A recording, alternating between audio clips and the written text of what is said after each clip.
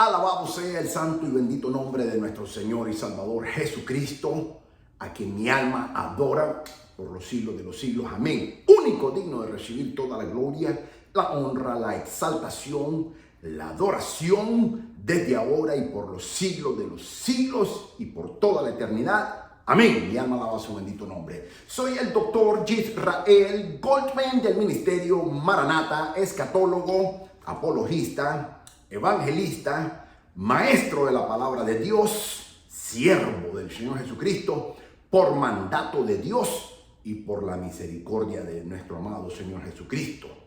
Desde Dallas, Texas, United States of America. El día de hoy te tengo el fascinante capítulo 19 que hemos estado esperando, y yo en lo particular, a pesar que lo he enseñado varias veces. Todo el libro de Apocalipsis para mí es de sumo gozo y de gran entusiasmo. El capítulo 19 del libro de Apocalipsis no solamente es mi capítulo favorito de todo el libro de Apocalipsis, no solamente es mi capítulo favorito de todo el Nuevo Testamento, sino que es el capítulo predilecto y favorito mío de toda la Biblia. Y la razón es bien sencilla. Es porque el Rey de Reyes y Señor de Señores, nuestro glorioso y bendito Señor Jesucristo, a quien mi alma adora, es cuando va a regresar corporalmente a la tierra y se cumple la segunda etapa o fase de su segunda venida. La primera sucede en el capítulo, o sucederá, mejor dicho, porque no ha sucedido, sucederá en el capítulo 4, que es el harpazo o el arrebatamiento, que es invisible. Solo nosotros lo miraremos, su iglesia, en el aire. Pero luego en el capítulo 19 del libro Apocalipsis, todo ojo lo verá y todo oído lo oirá. Él vendrá corporalmente a tomar posesión del planeta Tierra que Él pagó en la cruz del Calvario a través de su sacrificio al redimirnos con su santa y poderosa sangre, algo que Él ya pagó el precio, pero todavía no ha tomado posesión. En el capítulo 19 que te voy a enseñar el día de hoy, Él ya viene a tomar posesión. Ya la tribulación ha terminado. Ya la gran ramera, la Babilonia, la gran ramera religiosa ya fue condenada en el capítulo 17. La gran ramera, la Babilonia comercial, ya fue condenada y también destruida en el capítulo 18. Hoy en día te voy a enseñar el capítulo 19, en donde nuestro amado y Señor Jesucristo, nuestro bendito Señor y glorioso Señor Salvador Jesucristo, personalmente viene a destruir al sistema político corrupto gubernamental del mundo, y en este caso dirigido por Satanás y el anticristo. En los otros capítulos vemos que el Señor manda a condenar directamente a través de ángeles. En el capítulo 19 no hay ningún ángel. Él personalmente viene, y no viene solo, viene con todos los ejércitos celestiales, incluyendo nosotros, su amada iglesia, que ya no somos su novia. Para ese entonces ya somos su esposa, ya nos casamos en el cielo y venimos de luna de miel. Así mismo, venimos de luna de miel. Así que prepárate, porque el capítulo 19 del libro de Apocalipsis es el capítulo más espectacular de todos los 22 capítulos del libro de Apocalipsis, de todos los capítulos del Nuevo Testamento y de todos los capítulos de la Biblia entera, que incluye el Antiguo y el Nuevo Testamento, o la Biblia hebrea y la Biblia cristiana. Así que vamos a entrar rápidamente y vamos a orar. Padre, en el nombre de Jesús, te damos la gloria, te alabamos, te bendecimos, te glorificamos, bendito Dios, por tu infinita misericordia. Gracias, Señor Jesucristo, por toda tu infinita misericordia que has tenido para con nosotros, con todos nosotros, y en especial conmigo, que no soy digno de tu misericordia, Señor, pero tú eres bueno y para siempre es tu misericordia. Gracias, precioso, bendito Espíritu Santo, que moras en nosotros, Señor. No somos dignos, y yo menos, pero tú eres lindo, Señor, y moras en nosotros. Tu palabra nos enseña que los ángeles anhelan, y ese privilegio no se les es dado a los ángeles, solo a nosotros, tu iglesia, los redimidos por la sangre de nuestro Señor Jesucristo, del cual yo soy, no puedo decir el primero porque el apóstol Pablo ya dijo que él es el primero, pero yo soy el segundo pecador que usted salvó, Señor. y te doy la gloria por tu infinita misericordia. Ahora enséñanos, Espíritu Santo, tú que eres el maestro por excelencia, enséñanos a todos mis alumnos, a toda mi audiencia en todos los países donde me están escuchando. Glorifícate en la vida de todos y cada uno de ellos, y también la mía, Señor amado. Edúcanos, edifícanos y también, Señor, redargúyenos, Señor amado. Pero sobre todo, edifícanos y edúcanos, Señor, para la gloria de tu nombre, y permíteme de esa manera cumplir el mandato y la comisión por la que usted me llamó y me apartó al santo y bendito evangelio. La gloria es tuya únicamente, Señor, de principio a fin. Amén y amén. Amados, vamos entonces, y amadas, vamos entonces rápidamente al libro de Apocalipsis. Ya estamos, después de esta enseñanza de hoy, prácticamente solo nos quedan 3 más. Hoy te voy a enseñar el capítulo 19. Y luego la próxima semana y las próximas 3 semanas, si el Señor no ha venido, si no ha sonado esa trompeta todavía, te voy a enseñar el capítulo 20, 21 y 22 y culminamos esta maravillosa jornada de un estudio exhaustivo, sistemático del libro fascinante de Apocalipsis. Vamos al capítulo 19 rápidamente. Dice: alabanza en el cielo. Apocalipsis 19:1 dice así: después de esto oí una gran voz de gran multitud en el cielo que decía: aleluya, salvación y honra y gloria y poder son del Señor Dios nuestro. Versículo 2: porque sus juicios son verdaderos y justos, pues ha juzgado a la gran ramera que ha corrompido a la tierra con su fornicación y ha vengado la sangre de sus siervos de la mano de ella. Versículo 3: otra vez dijeron: aleluya, y el humo de ella sube por los siglos de los siglos. Versículo 4: y los 24 ancianos y los 4 seres vivientes se postraron en tierra y adoraron a Dios que estaba sentado en el trono y decían: amén, aleluya. Mi alma alaba a Jesús. El capítulo 19 trata del fin de la tribulación y de la gloriosa segunda venida corporal. Hay una segunda venida, solamente que está dividida en 2 etapas. Yo le llamo la etapa A, que es invisible. Esa sucederá Apocalipsis capítulo 4 versículo 1, que es el harpazo o el arrebatamiento, cumpliéndose así Primera de Tesalonicenses capítulo 4 versículo 17 y también Primera de Corintios capítulo 15 versículo 51. Ahí se cumple el arrebatamiento o el harpazo, que es la palabra en el original griego. Esa es la parte A. La parte B es corporal, es visible. La primera es invisible, solo su iglesia, solo nosotros la miraremos. Solamente nosotros, su iglesia, la miraremos. Y los que estén dormidos en Cristo, que resucitarán primero, y después nosotros seremos transformados en un abrir y cerrar de ojos, dice el apóstol Pablo en 1 Corintios capítulo 15, versículo 51. Un abrir y cerrar de ojos es menos de un segundo. Menos de un segundo. Así que hay gente que dice: no, yo me voy a esperar venir a la salvación hasta el último día. No tendrás momento, no tendrás tiempo. Es menos de un segundo. Acepta a Cristo hoy mismo, no mañana. Hoy es día de salvación, dice la Biblia. Así que hoy entrégale tu alma a Jesucristo, o ponte a cuenta con el Señor si te has apartado, o si andas chueco, o si andas aguado, o si andas más mundano que el diablo, o si andas en 2 caminos, o si andas como dice Santiago. El hombre de doble ánimo es inconstante en todos sus caminos.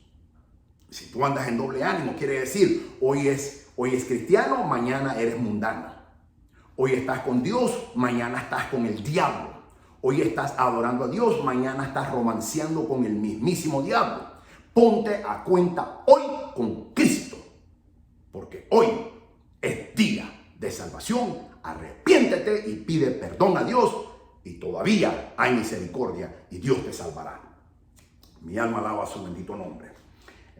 Entonces, aquí nosotros vemos ahora de que el capítulo 19 ya llegó, o mejor dicho, llegará al fin de la tribulación. Ya Dios trajo, ya se pasaron los 7 años de la primera parte de la tribulación, los primeros 3 años y medio y los segundos 3 años y medio, que le llamó nuestro Señor Jesucristo la gran tribulación, que es cuando el anticristo en el capítulo 13 ya se revela tal y como él es. En la primera parte, capítulo 6 del libro de Apocalipsis, el anticristo viene en ese caballo blanco, impostor, engañando al mundo como un misionero, o mejor dicho, como un emisario de la paz, pero es falso. Trae un arco, no trae flecha, así que por la diplomacia él va a engañar a las naciones, incluyendo a Israel.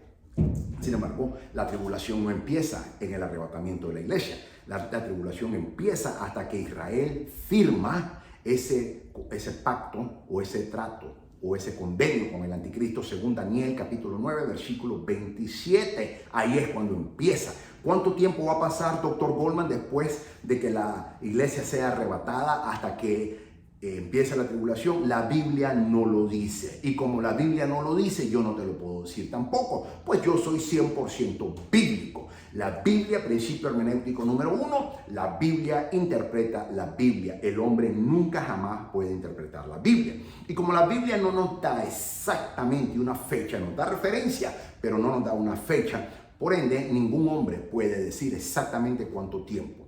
Sin embargo, la Biblia nos da algunos puntos de referencia, como Ezequiel 38, por ejemplo, que nos puede hablar que se cree que pueden ser unos 7 años, posiblemente, tal vez más. La verdad es que nadie lo sabe. Lo que sí sabemos es que la tribulación no empieza en Apocalipsis capítulo 4, versículo 1, que es el harpazo o el arrebatamiento de la iglesia. La tribulación empieza Daniel capítulo 9, versículo 27, que viene siendo exactamente Apocalipsis capítulo 6. Ya lo enseñé.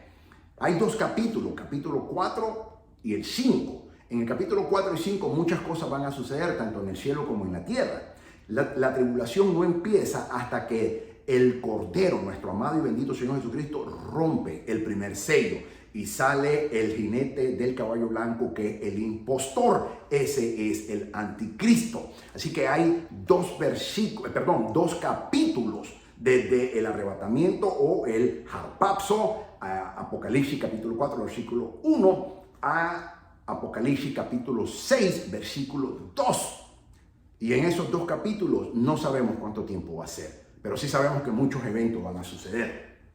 Por ende, nadie puede decir cuánto tiempo va. Lo que sí sabemos con certeza es que la tribulación no empieza, lo repito, la tribulación no empieza en el momento que la iglesia sea arrebatada o en el harpazo, como muchos predicadores, pastores, evangelistas y aún maestros erróneamente están enseñando. Eso es un error bíblico. La Biblia interpreta la Biblia, y como la Biblia nos enseña, no empieza la tribulación hasta Apocalipsis capítulo 6, versículo 2. Sin embargo, el harpazo o el arrebatamiento, o como se conoce típicamente el rapto de la iglesia, que no es en realidad una palabra bíblica, sino es arrebatamiento. Harpazo escribió el apóstol Pablo en 1 Tesalonicenses capítulo 4, versículo 17.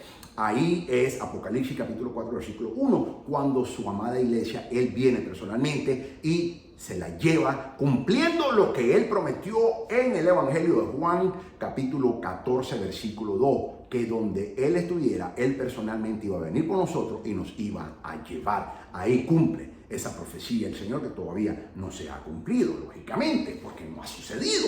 Lo único que ha sucedido en todo el libro de Apocalipsis son capítulo 1, capítulo 2 y capítulo 3. Capítulo 1 muestra quién es nuestro Señor Jesucristo después de su ascensión. Después de Hechos capítulo 1, cuando el Señor Jesucristo resucita, pasa 40 días en la tierra, se aparece 10 veces a sus discípulos, y luego en esos 40 días, al final de los 40 días, él asciende al cielo, que ese es un arrebatamiento, porque ahí cumple lo que Apocalipsis capítulo 12 habla de que él tendría que ser arrebatado y llevado hacia el Padre. Así que ahí cumple él. Entonces, es lo único que ha pasado. Luego, capítulo 2 y capítulo 3 son las 7 cartas a las 7 iglesias. Eso ya pasaron y están pasando. Sin embargo, una vez que lleguemos al capítulo 3, todo lo demás del capítulo 4, versículo 1 hasta el capítulo 22, todos son eventos futurísticos que todavía no han sucedido. No han sucedido. no han sucedido. Hay gente que dice que la vacuna del COVID-19 le tienen miedo, cristianos, pastores, yo escucho que dicen eso. Dicen, no, porque ese es el sello de la bestia. Eso es una ignorancia. Es una ignorancia, ese no es el sello de la bestia. ¿Cómo yo lo sé? Porque yo estoy predicando aquí y porque tú me estás escuchando en los medios en las plataformas sociales del Ministerio Maranata. El sello de la bestia no empieza hasta después de Apocalipsis capítulo 13. No empieza. Entonces, hay gente que dice, eso es una ignorancia. Es una ignorancia. Si tú no te la quieres poner, perfecto, no te la pongas, pero no digas que es porque es el sello de la bestia, porque eso es una ignorancia. Y si alguien te enseñó eso es una mentira y es un error doctrinal, porque la Biblia es clara. Dice cuándo empieza el sello de la bestia, y no es hasta que la bestia, las dos bestias en Apocalipsis capítulo 13 se manifiestan, una saliendo del agua y la otra saliendo de la tierra. Ambas dos bestias forman el anticristo, son dos, es un dúo.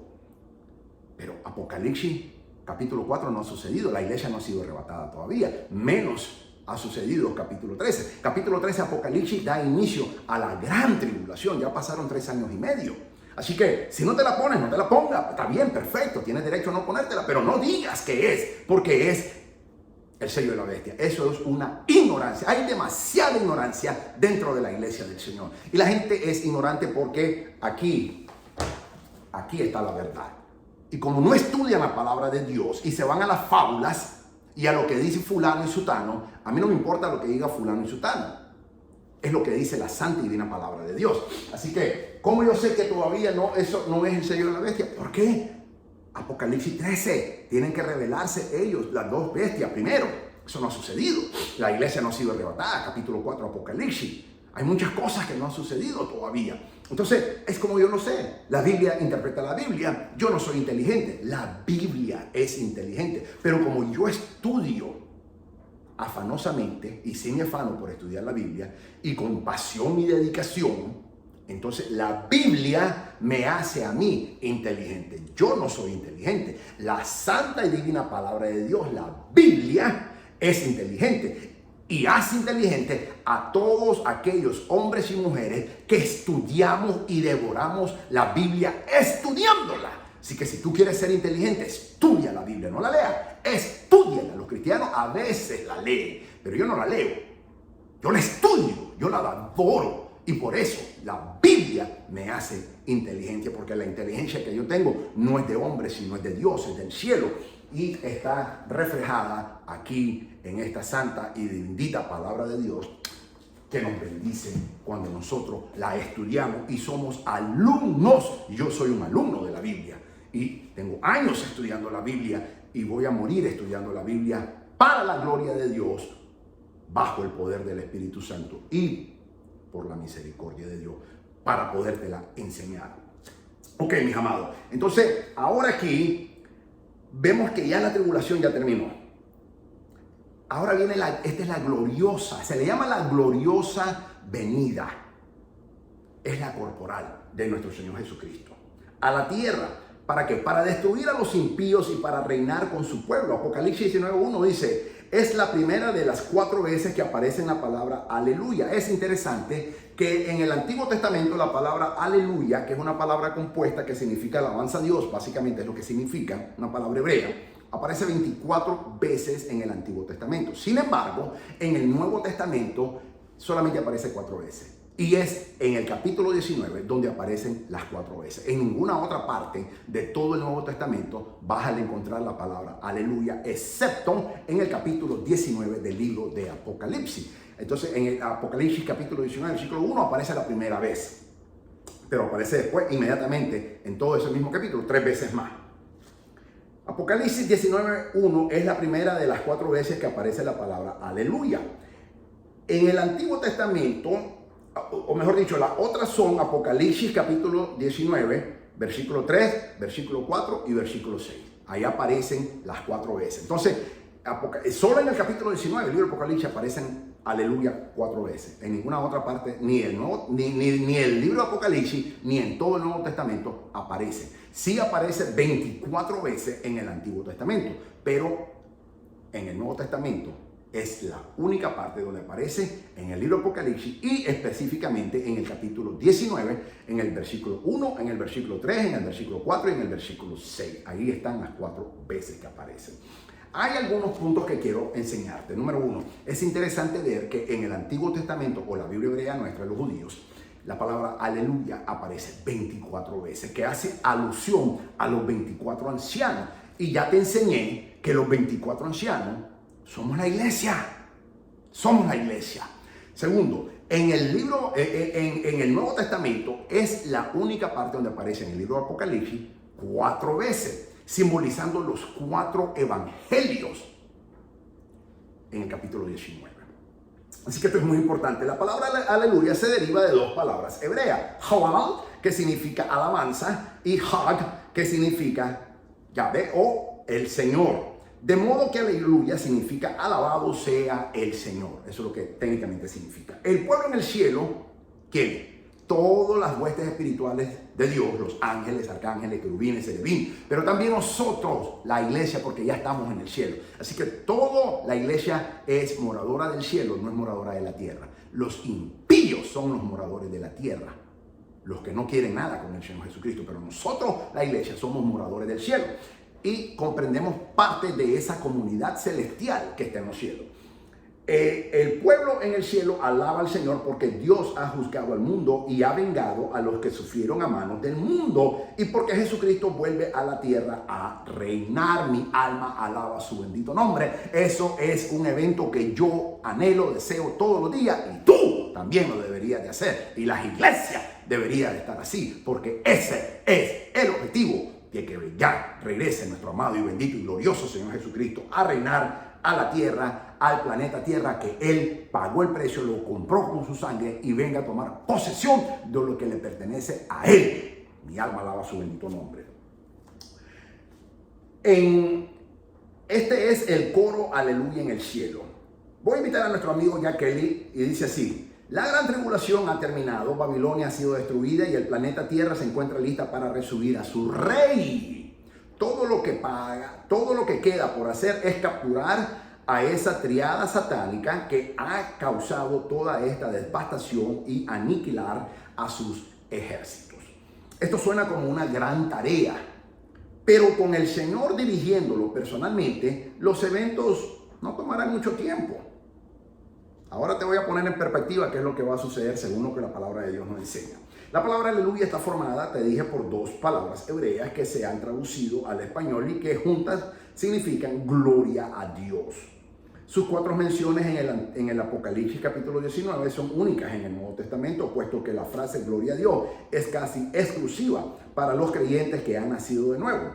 Para mí es fascinante que su versión hebrea aparezca 24 veces, te dije hace un momento, en el Antiguo Testamento o en la Biblia hebrea. Aparece 24 veces y solo 4 veces en el Nuevo Testamento, exclusivamente libro de Apocalipsis capítulo 19. Este mismo número de los ancianos que hace eco aquí. Esta es otra pista sutil, que los 24 ancianos representan a la iglesia que ha sido arrebatada, como lo sugerí cuando le enseñé el capítulo 4 de Apocalipsis. Apocalipsis 19:5 dice: y salió del trono una voz que decía: alabad a nuestro Dios todos sus siervos, y los que teméis, así pequeños como grandes. Versículo 6. Y oí como la voz de una gran multitud, como el estruendo de muchas aguas, y como la voz de grandes truenos, que decía: aleluya, porque el Señor nuestro Dios Todopoderoso reina. Mi alma alaba su nombre. Versículo 7. Gocémonos y alegrémonos y démosles gloria, porque han llegado las bodas del Cordero y su esposa se ha preparado. Ahora vamos a hablar de la boda del Cordero, pero también de la cena de la boda del Cordero. Y voy a hacer la distinción aquí, porque son 2 eventos diferentes, para que tú sepas, en 2 lugares diferentes. Versículo 8, y a ella se le ha concedido que se vista de lino fino, limpio y resplandeciente, porque el lino fino es las acciones justas de los santos. Las bodas del Cordero. La boda del Cordero sucederá en el cielo, no en la tierra, en el cielo. La iglesia pertenece al cielo. Jesucristo pertenece al cielo. nosotros nos casaremos espiritualmente con nuestro esposo, que es el Señor Jesucristo, su iglesia. En el cielo, el Padre nos va a casar, no es en la tierra. Lo que va a suceder en la tierra son las cenas o la celebración de las bodas del Cordero. ¿Qué sucede cuando hay un matrimonio? Es importante verlo bajo una perspectiva judaica, bíblica. Según la tradición judía en tiempos bíblicos, se hacía el contrato, porque es un contrato que se hace, para que tú sepas, entre el novio y la novia. Todavía todavía se firma un contrato, para que tú sepas. Se tiene que firmar y ese contrato tiene validez y el que lo incumple falla. Por eso es que José iba literalmente a divorciarse de María, aunque no se había casado con ella, pero ya habían firmado ese contrato. Ketubá le llamamos en hebreo. El ketubá es un contrato en donde se ponen los puntos del novio y de la novia. Y una de las funciones de la novia es que se tenía que purificar, santificar y guardar para el día en que el novio venía a regresar, que ella no sabía. En cualquier momento podía regresar. Ella tenía que estar preparada, tenía que estar lista, pero sobre todo tenía que estar santificada. Entonces, si ella fallaba, era adulterio, a pesar que no se habían casado, pero ya el contrato es un contrato legal con testigo. Y por esa razón, José lo iba a hacer, pero discretamente para que no lo apedrearan, porque esa era la paga del adulterio, apedrear. Pero no solo a ella, sino a ambos. Pero en este caso, José, siendo justo, no la quiso, a pesar que la ley le daba la autorización, él no lo quiso hacer. Entonces, por esa razón ahora vamos a entender lo que nos enseña la tradición judaica bíblica. Luego, el novio se iba a preparar casa, a un espacio en la casa del padre, y el padre le daba un espacio dentro de su casa. Literalmente tenía que agregar una habitación adicional, padre se la hacía, y en cualquier momento el novio regresaba. Y por eso vemos la parábola de las 10 vírgenes, por ejemplo, cuando se anuncia de que el novio ya regresa a medianoche, porque nadie sabía que iba a venir el novio. Y era una tradición de que antes de que el novio llegara, se tenían que venir haciendo una especie de un espectáculo en donde se anunciaba a alta voz: el novio viene, y la novia ya tenía que estar lista, no podía alistarse en ese momento. O sea que tenía que estar lista en todo tiempo. Así nos manda el Señor a ti y a mí, su amada iglesia, que somos su novia todavía, a que estemos preparadas para ese encuentro que en cualquier momento puede suceder, pero nadie lo sabe. Por eso es que tenemos que estar preparados en todo tiempo, en todo lugar, bajo toda circunstancia, porque no va a haber tiempo de prepararse a esa hora. Tiene que ser un proceso de preparación, purificación y santificación antes de que el novio se la lleve. De lo contrario, no se la lleve. Acuérdate, las 5 vírgenes insensatas se quedaron, lo estaban esperando. Todas eran vírgenes, tenían aceite, pero no se prepararon. ¿Y qué pasó? Se quedaron. Y solo las otras 5 que estaban preparadas, las prudentes, se las llevó el Señor. Entonces, esa es una gran enseñanza que el Señor nos da en esa parábola.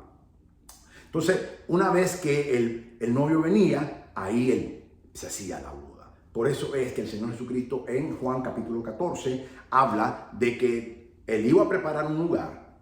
Ese es el matrimonio judaico en tiempo bíblico. Y que donde él estuviera, nosotros íbamos a estar con él, que él personalmente iba a venir por nosotros. Él lo cumple en Apocalipsis capítulo, o lo cumplirá, mejor dicho, porque no lo ha hecho todavía, lo cumplirá en Apocalipsis capítulo 4, versículo 1. Aquí ya estamos en Apocalipsis capítulo 9, o sea que ya lo cumplió, ya nosotros estamos con él, ya nos casamos con él. Pero como te decía, 2 Corintios 5:10 habla del tribunal de Cristo. Primero tenemos que pasar por el tribunal de Cristo, no para perder la salvación, sino para ser remunerado. No por la fe, sino por las obras que hicimos para el Señor Jesucristo y para su santo y bendito evangelio. No para lo que hiciste para tu pastor, ni para tu denominación, ni para tu concilio, ni para tu iglesia, sino para el Señor Jesucristo y para su santo y bendito evangelio. Hay gente que ha hecho muchas cosas para sus pastores, para sus iglesias, para sus denominaciones, pero no para el Señor ni para su santo y bendito evangelio. Así que no te confundas y no te dejes engañar. no es lo que hagas para su iglesia, es para lo que hagas para el Señor Jesucristo y para su santo y bendito evangelio. Eso es lo que el Señor nos va a remunerar cuando estemos delante del tribunal de Cristo, que solamente la iglesia va a estar ahí. Y luego vendrá esa boda, la boda del Cordero, en donde el Padre nos va a casar con el Hijo. Pero este evento va a suceder en el cielo. Apocalipsis 19:9 habla de la cena de las bodas del Cordero. Ahora te voy a poner en perspectiva y te voy a enseñar cuál es la diferencia, porque son dos eventos completamente diferentes. Y también hay otro grupo que la Biblia nos menciona quiénes son, que no es la iglesia. No es la iglesia. ¿Quiénes son, Dr. Goldman? Son el remanente de Israel, los judíos que han aceptado al Señor Jesucristo, que es una tercera parte solamente, y los santos de la tribulación, los que van a creer en el Señor Jesucristo durante la tribulación y especialmente la gran tribulación. Ahí la iglesia no aparece porque ya la iglesia nos sacó Él del mundo en Apocalipsis capítulo 4 versículo 1. Entonces, ahora te voy a enseñar cuál es la diferencia. Apocalipsis 19:9 dice así: y el ángel me dijo, escribe, bienaventurados los que son llamados a la cena de las bodas, a la cena, no a la boda, a la cena, esa es la palabra clave, a la cena o a la celebración, o lo que se conoce hoy día como o a la recepción. Primero, tienes que ir delante de las autoridades, la corte, para que te den tu licencia de matrimonio.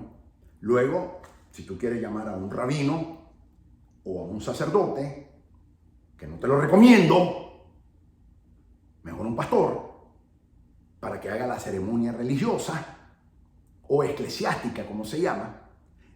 Esa es la segunda etapa. Y la tercera etapa es la celebración o la recepción. Esas son las cenas.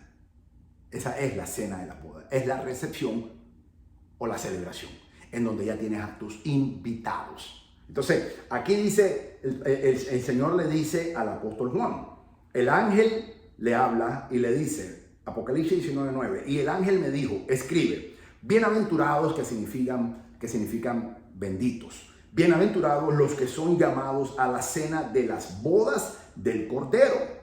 Y me dijo, estas son palabras verdaderas de Dios. Versículo 10. Yo me postré a sus pies para adorarle y él me dijo, mira, no lo hagas, yo soy consiervo tuyo y de tus hermanos que retienen el testimonio de Jesús. Adora a Dios. Únicamente hay que adorar a Dios, porque el testimonio de Jesús es el espíritu de profecía. Ok. Dice así, benditos o bienaventurados los que son llamados a la cena de las bodas del Cordero. La iglesia nunca va a ser llamada a la cena de la boda del Cordero. ¿Por qué? Porque es su boda. La novia nunca es invitada, como tampoco el novio. ¿Quiénes son los invitados? Los amigos y demás familiares, pero nunca el novio y nunca la novia. Es su boda. Y como es su boda, jamás la iglesia está incluida aquí. Hay gente que dice, no, porque esta no es la iglesia. Estos son los amigos. ¿De quién? Del novio. Ahora te lo voy a poner en perspectiva. Luego, no me explico por qué el apóstol Juan le da por querer adorar a los ángeles. Eso me llama la atención. Y cuando yo miro a mucha gente hoy en día en la iglesia que hasta adoran a hombres, aquí me parece que estoy viendo aquí, pero bueno, por lo menos el apóstol Juan estaba en el cielo viendo un ángel, pero él sabe muy bien que no se podía adorar a ningún hombre. El mismo ángel lo reprende. Así que tú no adores a ningún hombre, no me importa qué tan pastor sea, no me importa qué tan grande sea, no me importa qué tan supuesta unción tenga. El único digno de adorar es Dios, Jesucristo nuestro amado Señor, y más nadie. No seas como Juan y como muchos. Y el ángel lo reprendió y le dijo, mira, no lo hagas, yo soy consiervo tuyo y de tus hermanos que retienen el testimonio de Jesús. Adora a Dios, porque el testimonio de Jesús es el espíritu de profecía. ¿Te das cuenta? Tú quieres profetizar Hoy en día todo el mundo quiere profetizar. Hoy en día todo el mundo quiere que le profeticen. Pero lo que hay es un espíritu de adivinación. El verdadero espíritu de profecía lo dice bien claro Apocalipsis capítulo 19, versículo 10. ¿Cuál es el verdadero espíritu de profecía? Según la Santa y Divina Biblia y la palabra de Dios dice, el testimonio de Jesús es el espíritu de la profecía. Así es como tú y yo profetizamos. No nos tenemos que parar y así dice el Señor. Hoy en día es un show. Hoy en día hay un show. Hay gente que viene y así dice el Señor y vive Jehová en cuya presencia. Pues no es mentira. Muchas de ellas son mentiras, sí es cierto. A veces Dios, el Espíritu Santo habla, pero tú no te puedes estar metiendo en eso. Mira, la mejor manera de profetizar es guardando el testimonio de Jesús. Porque ese es el verdadero espíritu de profecía. Lo dice Apocalipsis capítulo 19, versículo 10, parte C. La cronología del capítulo 19 coloca a la novia, que es la iglesia. ¿Cómo sabemos que la novia es la iglesia? Bueno, porque 2 de Corintios, capítulo 11, versículo 2, el apóstol Pablo nos enseña tal cosa. Ya en el cielo, antes de la segunda venida de Cristo corporal a la tierra. Esto indica que la iglesia ya ha sido arrebatada al cielo antes de la venida de Cristo, descrita en Apocalipsis capítulo 19, versículo 11 al 21. Hay dos razones para pensar esto. Número uno, la novia está completamente vestida y preparada en el cielo para las bodas del Cordero. De modo que la iglesia debió haber sido ya arrebatada y debe estar en el cielo. La segunda es que la novia que ya está en el cielo está revestida de las acciones justas de los santos, según nos enseña Apocalipsis capítulo 19, versículo 8. Y para que se completen las acciones justas de los santos, ellos tienen que estar en el cielo y libres de toda impureza. Mientras la iglesia esté y estemos aquí en la tierra, no estamos totalmente puros. No lo estamos, porque aquí está un mundo pecaminoso. Sin embargo, en el momento que la iglesia seamos arrebatados, el harpazo, y lleguemos al cielo, cuando se cumpla Apocalipsis capítulo 4, versículo 1, entonces tendremos totalmente libre de pecado, libre de un mundo contaminado del pecado, porque en el cielo no entra el pecado. Por esa razón ya la iglesia está en el cielo antes. Ya que le dice así, por el uso de los verbos en el tiempo pasado, al referirse a las bodas, a la esposa y a las vestiduras que se le han dado, parece que si Juan está describiendo un evento que ya ha tenido lugar. Observen que mientras que las vestiduras representan la justificación de la esposa, no son sus propias vestiduras. Estas les fueron dadas a ella. Nosotros no somos justificados por nuestras obras. Nuestra justificación nos es otorgada por el Señor Jesucristo, según 2 de Corintios, capítulo 5, versículo 21, que dice así: al que no conoció pecado, por nosotros lo hizo pecado, para que nosotros fuésemos hechos justicia de Dios en él. 2 de Corintios, capítulo 5, versículo 21. La palabra griega en realidad significa justificación y no actos justos. Es lo que verdaderamente significa en el original griego. Una vez una persona me dice: doctor Goldman, usted dice que la Biblia no tiene ningún error. Amén. El principio hermenéutico número 1 nos enseña que la Biblia interpreta la Biblia. La Biblia nunca se contradice, la Biblia está libre, tiene cero margen de error. Entonces me dice: pero también usted dice que hay partes en la Biblia que no es eso lo que significa, es que significa tal cosa. Entonces yo le dije a esta hermana: mira, mi hermana, vamos a interpretar muy bien lo que estoy diciendo, porque estás confundiendo los términos. En primer lugar, en el lenguaje bíblico, tanto el original hebreo como el original griego, que son los dos idiomas que se escribió el Antiguo Testamento en el original hebreo y el Nuevo Testamento en el original griego, no existe error.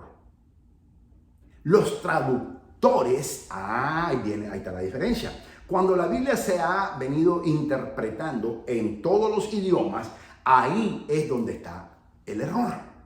Porque los traductores, y hay una razón, no es que ellos lo quisieron hacer, no, ellos hicieron un excelente trabajo, pero los idiomas han cambiado a raíz de los años. Por ejemplo, hablemos de nuestro idioma, tanto el idioma inglés como el idioma español. Cuando la Biblia se traduce originalmente y vemos la primera versión de la Reina Valera, creo que fue en el año 1905, si no me equivoco, ese español es obsoleto. Ese español ya no se habla. Luego la versión de la Reina Valera 1960 todavía es obsoleta. Nadie habla vosotros queréis, nadie habla así. Entonces, por eso es que ahora la nueva versión revisada de la nueva Reina Valera tiene un español actualizado. Número uno. Número dos, los idiomas han crecido en cuanto a su léxico o en sus vocablos. Por ejemplo, tanto el inglés como el español, cuando hablemos de hace unos 200, 300 años, para no ir tan largo, no tenían la cantidad de palabras que hoy en día ambos idiomas tienen. Entonces los idiomas han evolucionado.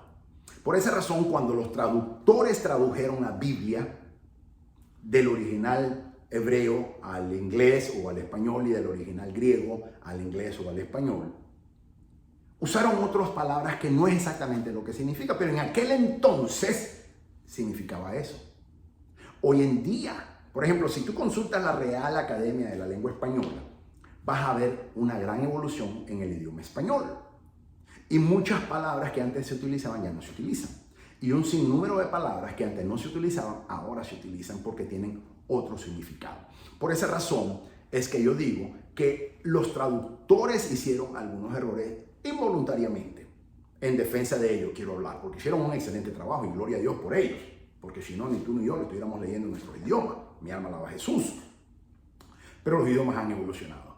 Sin embargo, el hebreo es el hebreo y el griego es el griego. Y en la manera en que escribieron los profetas y todos los que, Moisés y todos los escritores de, más o menos fueron unos 32 que se cuentan más o menos, del Antiguo Testamento, la Biblia hebrea, y 8 escritores, posiblemente 9 en el Nuevo Testamento, pero oficialmente se reconocen a 8, en total 40. Hicieron un excelente trabajo, porque usaron la raíz original, sino que los traductores posteriormente cambiaron varias terminologías. Entonces, este es un ejemplo. Yo quiero aclarar eso porque esa hermana me trajo y le agradezco que me haya hecho esa pregunta. Me pareció una pregunta interesante, pero así como le enseñé a ella, te lo quiero enseñar a ti. La Biblia interpreta la Biblia. Principio hermenéutico número 1. La Biblia nunca se contradice. La Biblia tiene 0 margen de error. Pero las traducciones, ahí es donde vienen los errores. Y por eso es que es importante saber lenguaje bíblico, tanto como el hebreo como el griego, porque esas son las palabras, la raíz original que todos los escritores utilizaron. Y por eso es fundamental ir a la raíz original para ver el extracto original del verdadero significado y compararla. Y si hay alguna variación con los traductores o las palabras que los traductores utilizaron, pues corregirla. Y eso es lo que a mí me gusta hacer como todo académico que soy. Pero repito, la Biblia nunca se contradice. Jamás. 0 margen de error tiene la Biblia. Son las traducciones que han venido por todos los años y tú sabes muy bien que hay un sinnúmero de traducciones y se están sacando continuamente, se está revisando y se están sacando nuevas traducciones. Y ahí es donde vienen esos errores. Pero en el original jamás, nunca ha sucedido un error.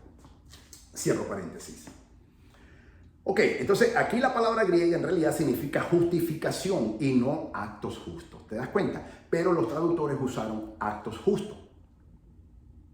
Pero significa justificación.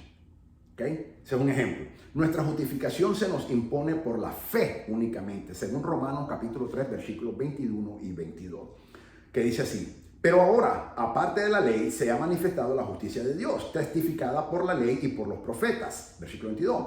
La justicia de Dios por medio de la fe en Jesucristo para todos los que creen en Él, porque no hay diferencia. También mira lo que dice Isaías 61:10. Describe estas escenas con mayor claridad. Isaías 61:10 dice: en gran manera me gozaré en Jehová, mi alma se alegrará en mi Dios, porque me vistió con vestiduras de salvación, me rodeó de manto de justicia, como a novia me atavió, y como a novio me atavió, y como a novia adornada con sus joyas. Aquí el Espíritu Santo está hablando a través de la boca del profeta Isaías en Isaías capítulo 61, versículo 10. Así que Dios que nos busca, que nos viste a nosotros. Cuando Juan cambia el término presente al mencionar a aquellas personas que han sido invitadas a la cena de las bodas del Cordero, Apocalipsis capítulo 19, versículo 9, él se está refiriendo a los creyentes que han sobrevivido a la tribulación, o como se les conoce, los santos de la tribulación, que no es la iglesia. No es la iglesia. Entonces, los santos de la tribulación que incluyen judíos y gentiles, son los invitados a la cena de las bodas del Cordero. Los santos de la tribulación nunca han estado en el cielo, están en la tierra. Y los judíos que han reconocido al Señor Jesucristo como nuestro Mesías, están en la tierra. Solamente la iglesia que ya está en el cielo y los que ya han sido decapitados por el anticristo, que están en el cielo, han visto la boda en el cielo.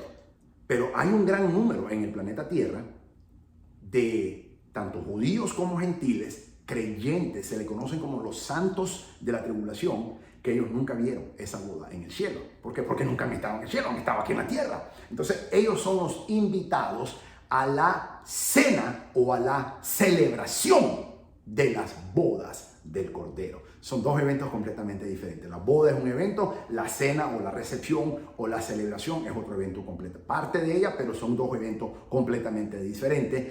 Uno sucede inmediatamente después del otro, pero tenemos que ponerla y lo tengo que poner en perspectiva y poner la diferencia, que un evento no es el otro, no es el mismo que el otro. Y obviamente aquí hay una audiencia invitada. Estos son los santos de la tribulación. Ok. Dice así, él está refiriéndose a los creyentes que han sobrevivido a la tribulación y que pronto serán invitados e invitadas a entrar en el reino, como se describe en la parábola de las 10 vírgenes, según Mateo 25, versículo 1 al 13. La iglesia es la esposa, con E mayúscula. Y la esposa no es un montón de invitados. La esposa no es invitada. ¿Cómo va a ser invitada la esposa? Como tampoco el esposo lo es. Ni siquiera es un grupo de damas de honor, o best men, como se llaman en inglés los hombres. ¿Cómo lo es la iglesia? Ella es un solo cuerpo y ella no necesita de una invitación para asistir al banquete de su propia boda. Es ilógico pensar que la esposa necesita invitación para entrar a su propia boda. Ilógico, totalmente ilógico. Porque ella es la figura principal. Sin ella no habría ningún banquete. Si no hay novia o hay esposa, no hay banquete. Entonces, la iglesia somos su esposa. Aquí ya nos casamos. Aquí el apóstol Juan ya está hablando de que ya estamos casados con él, con nuestro Señor Jesucristo. Entonces, aquí venimos a celebrar y venimos a buscar a los invitados que no vieron la ceremonia con el Padre, porque fue en el cielo y ellos no están en el cielo, están aquí en la tierra. Por esa razón, los santos de la tribulación, que comprenden judíos y gentiles, que son creyentes en el Señor Jesucristo durante la tribulación, pero especialmente para este entonces, la gran tribulación, son los que serán los invitados y son bendecidos, por eso son benditos, para la cena de la boda del Cordero o la celebración de la boda del Cordero. Ok, esta es la primera parte del capítulo 19. Ahora vamos a entrar a la segunda parte. La primera parte es amorío, romance, todo lindo. La segunda parte hay un contraste. Es guerra. Es guerra. Hay un derramamiento de sangre espantoso. Espantoso. Y ahora vamos a entrar a la segunda parte. Pero justo. Cuando yo digo espantoso es porque nunca se ha visto tal magnitud. Pero sí justo. Porque ninguna guerra hasta el día de hoy ha sido justa. Ninguna. Todas han sido injustas. Sin embargo, Apocalipsis capítulo 19, versículo 11 en adelante, es una guerra justa. Que nunca ha sucedido en el mundo, pero va a suceder. Así que entremos rápidamente a la segunda parte del capítulo 19 del libro de Apocalipsis. El jinete del caballo blanco. Apocalipsis 19, 11. Entonces vi el cielo abierto y he aquí un caballo blanco, y el que lo montaba se llamaba Fiel y Verdadero, y con justicia juzga y pelea. Versículo 12. Sus ojos eran como llamas de fuego, y había en su cabeza muchas diademas, y tenía un nombre escrito que ninguno conocía sino él mismo. Versículo 13. Estaba vestido de una ropa teñida en sangre, y su nombre es el Verbo de Dios. Versículo 14. Y los ejércitos celestiales, vestidos de lino finísimo, blanco y limpio, le seguían en caballos blancos. Versículo 15. De su boca sale una espada aguda para herir con ella a las naciones. y él las regirá con vara de hierro, y él pisa el lagar del vino del furor y de la ira del Dios Todopoderoso. El versículo 16, y en sus vestiduras y en su muslo tiene escrito este nombre: Rey de Reyes y Señor de Señores. Los anteriores pasajes ponen de relieve al comienzo de la segunda venida de Cristo a la tierra como Rey de Reyes y Señor de Señores, según Apocalipsis capítulo 19, versículo 16. Él viene del cielo como el Mesías guerrero. Aquí, Apocalipsis capítulo 19, versículo 11 en adelante, nuestro Señor Jesucristo viene en primer lugar como el Mesías guerrero, viene como un guerrero. Segundo lugar, viene como el Rey de Reyes. Y tercer lugar, viene como el juez, a juzgar a todos los moradores de la tierra. Juega un papel triple: guerrero, Rey de Reyes y el juez. Él viene del cielo como el Mesías guerrero, según 2 de Tesalonicenses capítulo 1, versículos 7 y 8, a establecer la verdad y la justicia. Salmos capítulo 96, versículo 13, a juzgar a las naciones y a luchar contra el mal, según Juan capítulo 5, versículo 30. Este es el acontecimiento esperado por los fieles de todas las generaciones. Yo no sé tú, pero yo estoy esperando este acontecimiento. Ya nosotros vamos a venir con él. Mi alma alaba su bendito nombre. Los ejércitos que regresan con Cristo, según Apocalipsis capítulo 19, versículo 14, incluyen a todos los santos que ya estamos en el cielo. O sea, la iglesia y los santos que han sido decapitados, que ya están en el cielo, ya estamos en el cielo, vamos a venir con él aquí en Apocalipsis capítulo 19, versículo 11. Eso lo confirma que los vestidos blancos que traemos. Mira lo que dice Apocalipsis 19, 15. De su boca sale una espada aguda para herir con ella a las naciones, y él las regirá con vara de hierro. Él pisa el lagar del vino del furor y de la ira del Dios Todopoderoso. Este es el severo recordatorio de que Dios odia el pecado. El punto de vista sentimental de que Cristo tolera el pecado y la inmoralidad a causa de su amor no tiene cabida en la revelación de Cristo, en la revelación que Cristo hace de sí mismo en el libro de Apocalipsis. Eso fue cuando él vino como hombre, como siervo, a sufrir. Pero ya en Apocalipsis 19, él ya no lo tolera. Él ya no lo tolera, ahora viene a juzgarlo. Ya que le opina lo siguiente, Apocalipsis 19, 11. Vemos al hombre legítimo en un caballo blanco, no al impostor de Apocalipsis capítulo 6. Acuérdate que Apocalipsis capítulo 6, versículo 2, sale un caballo blanco también. No podemos confundir, y ahí es donde muchos pastores y aún hasta algunos escatólogos, yo los he escuchado, no sé dónde estudiaron escatología, y hasta hermeneutas que dicen que ese es Jesucristo, y eso no es Jesucristo. Ese es el impostor, ese es el anticristo. Pero Apocalipsis 19, versículo 11, él sí es el verdadero Mesías. Él sí es nuestro Señor Jesucristo. Así que no confundas Apocalipsis 6, el jinete del caballo blanco, de los 4 jinetes que salen, con Apocalipsis, eso es Apocalipsis 6, versículo 2, con Apocalipsis capítulo 19, versículo 11. Este es el Rey de Reyes, el Señor de Señores, Jesucristo es su bendito nombre, y mi alma adora su santo y bendito nombre. Aquí es cuando él ya viene corporalmente a gobernar y a tomar posesión del planeta Tierra, que él lo compró, y por eso él rompió los sellos y tomó la posesión del título de propiedad del planeta Tierra. Acuérdate que el apóstol Juan estaba llorando porque no se encontraba a nadie digno, ni en los cielos, ni en la tierra, ni debajo de la tierra, hasta que sale el Cordero inmolado. Él sí es digno, y él tomó ese título de propiedad de la mano de Dios Padre, y él abrió los sellos. Él toma posesión legalmente en ese momento, y ahora viene a reclamar lo que le pertenece a él por derecho. Apocalipsis 6:1 dice: y cuando el Cordero abrió uno de los sellos, y oí a uno de los 4 seres vivientes decir como con voz de trueno: ven y mira, versículo 2.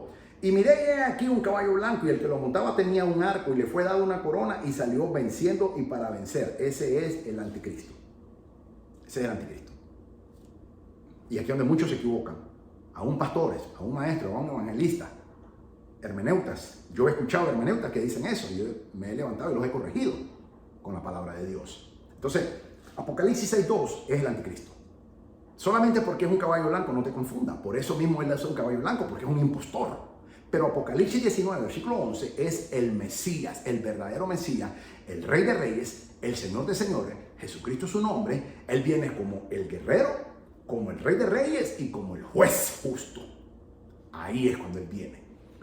Pero el anticristo es parte de su mentira que Satanás está utilizando para engañar a las naciones y especialmente a Israel, que cree que es un Mesías.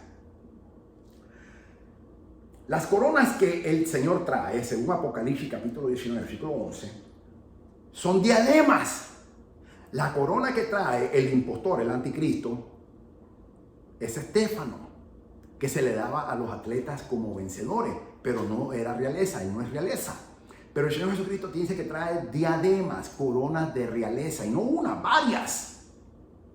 Y dice así, Él usa, las coronas que Él usa son diademas, que son las coronas de realeza. La espada aguda es la palabra, como lo explica Hebreos capítulo 4, versículo 12. Y su ropa está teñida en sangre, como lo predijo Isaías 63, versículo 1 al 6. Juan le da el nombre que está en el evangelio que lleva su nombre, el verbo o la palabra de Dios o el logos en el original griego, que dice Juan capítulo 1, versículo 1. Mira lo que dice Hebreos 4:12, porque la palabra de Dios es viva y eficaz y más cortante que toda espada de dos filos y penetra hasta partir el alma y el espíritu y las coyunturas y los tuétanos y discierne los pensamientos y las intenciones del corazón. Esa es la palabra, esa es la espada aguda que sale de su boca. Él las regirá con vara de hierro. Es una cita directamente de Salmos capítulo 2, versículo 9.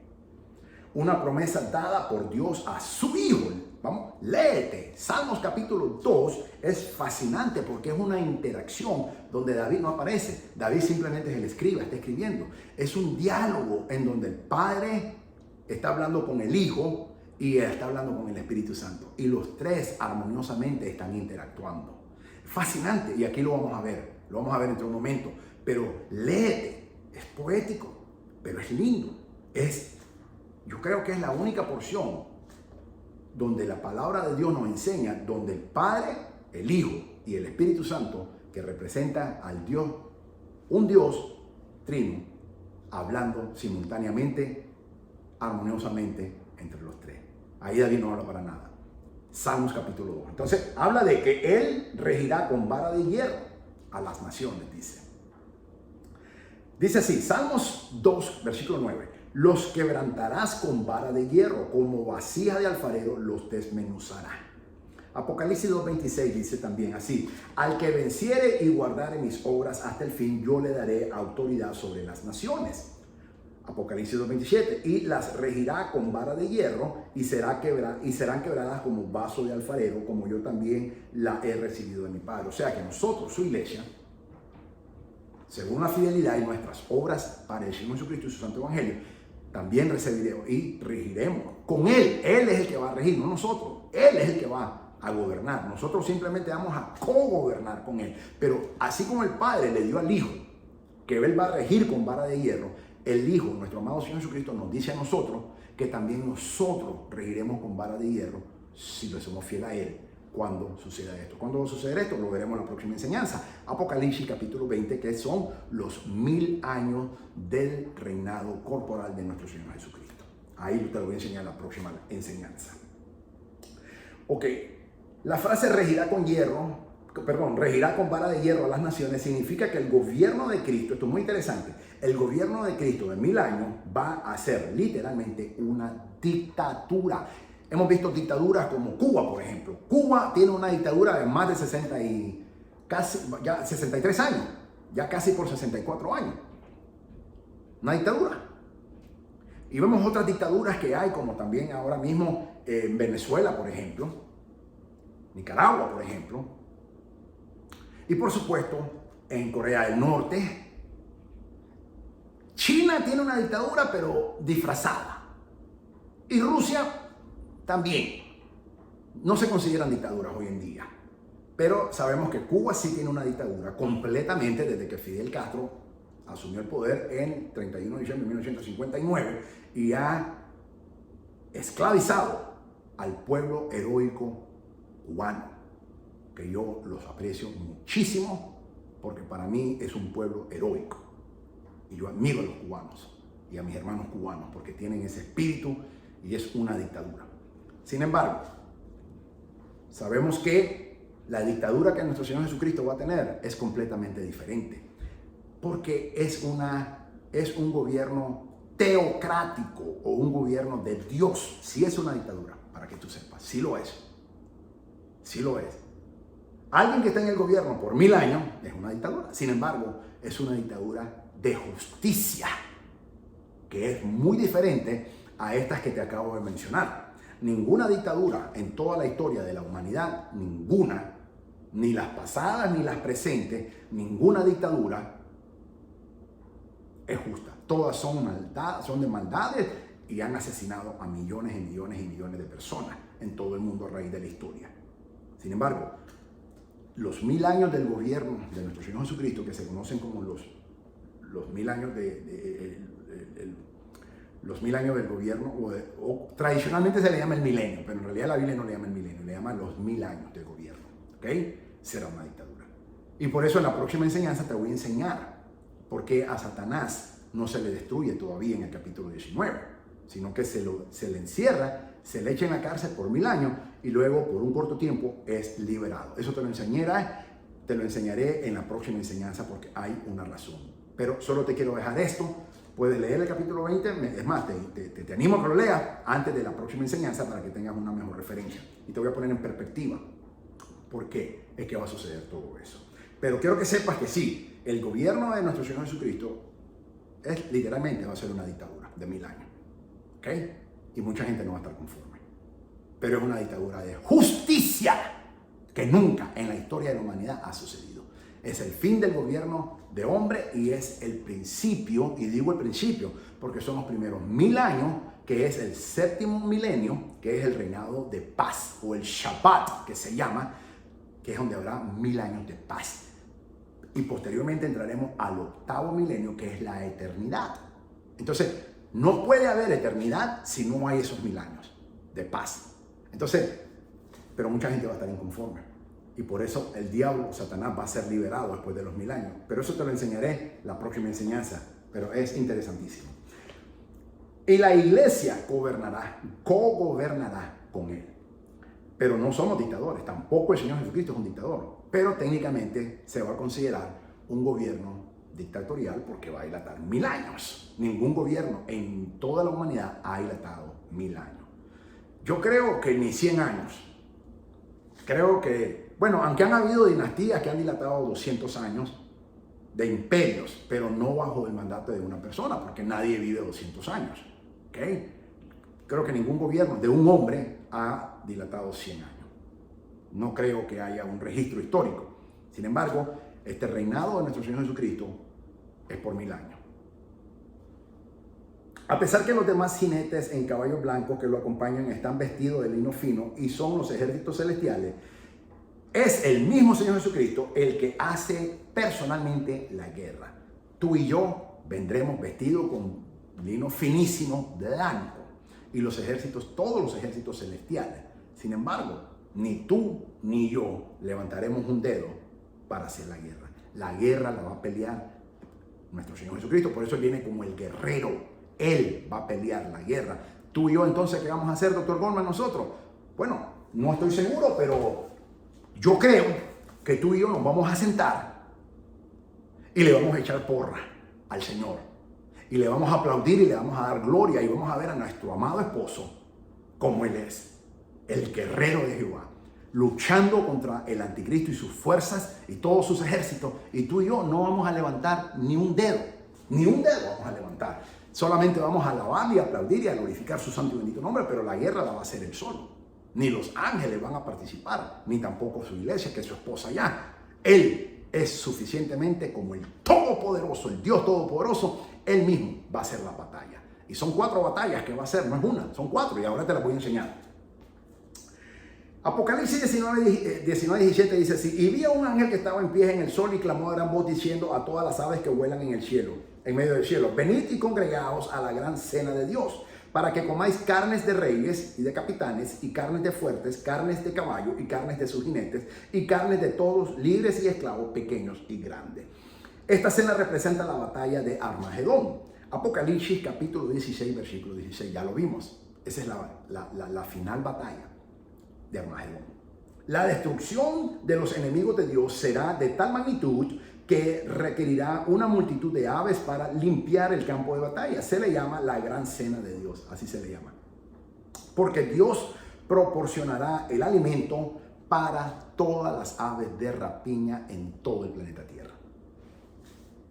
La escena es de un juicio contra la terrible crueldad y maldad del mundo. Otras profecías que con toda probabilidad se refieren a este acontecimiento venidero son Apocalipsis 14, versículo 14 al 20. Apocalipsis 16, versículo 13 al 16. Apocalipsis 17, versículo 14. Jeremías 51, versículo 27 al 36. Ezequiel 39, versículo 17 al 20. Joel, capítulo 3, versículo 9 al 15. Sofonías, capítulo 3, versículo 8. Y Zacarías, capítulo 14, versículo 2 al 5. Ya que le dice así, el contraste entre la gran cena de Dios y la cena de la boda del Cordero es demasiado evidente. Yo les garantizo a ustedes que los ejércitos de la tierra no se sentirán bendecidos con esta invitación. ¿Por qué? Porque ellos son el plato principal. Ellos van a ser el alimento para todas las aves de rapiña. Apocalipsis 19. Y vi a la bestia y a los reyes de la tierra y a sus ejércitos reunidos para guerrear contra el que montaba el caballo y contra su ejército. Versículo 20. Y la bestia fue apresada, y con ella el falso profeta que había hecho delante de ella las señales con las cuales había engañado a los que recibieron la marca de la bestia y habían adorado su imagen. Estos dos fueron lanzados. A mí me encanta esa palabra, ese término de violencia que utiliza el apóstol Juan. El Espíritu Santo nos habla a través del escrito del apóstol Juan. Dice que tanto la bestia como el falso profeta serán apresados primeramente y luego lanzados vivos al lago de fuego que arde con azufre. Estos dos fueron lanzados vivos, dice la palabra, dentro de un lago de fuego que arde con azufre. O sea que la bestia, que en realidad es la bestia 1 y la bestia 2, o la primera bestia y la segunda bestia, ambos forman el anticristo. Ellos dos, ese dúo, van a inaugurar el lago de fuego y azufre que no es el infierno. No es el infierno. ¿Cómo yo lo sé? Bien sencillo, porque la Biblia me lo dice. Apocalipsis capítulo 21 dicen que el infierno será lanzado posteriormente, conjuntamente con la muerte, a este lago de fuego y azufre. Y todos los que no se encontraron escritos en el libro de Cordero. Así que este es otro lugar. No sabemos dónde es. Sabemos que el infierno está en el centro de la tierra. Eso sí lo sabemos. La Biblia lo dice bien claro. Muchas referencias bíblicas lo enseñan bien claro. Hace muchos años, muchos científicos rusos estaban excavando un pozo profundo. Y esto salió en todas las noticias. Esto es algo científico. Y sabemos que la mayoría de los científicos son ateos, especialmente los rusos. Y encontraron de que después que llevaban tantos, no sé cuántos miles de pies, seguían excavando, se sorprendieron.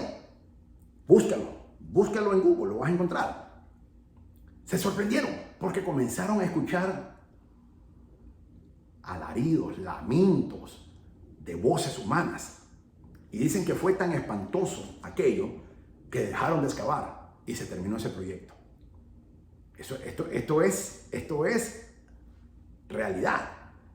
Y esto es científicos rusos que descubrieron eso. Entonces sabemos que lo que la Biblia dice es cierto, que el infierno está en el corazón de la tierra. Ahí está el infierno. Sin embargo, el lago de fuego y azufre no es ahí.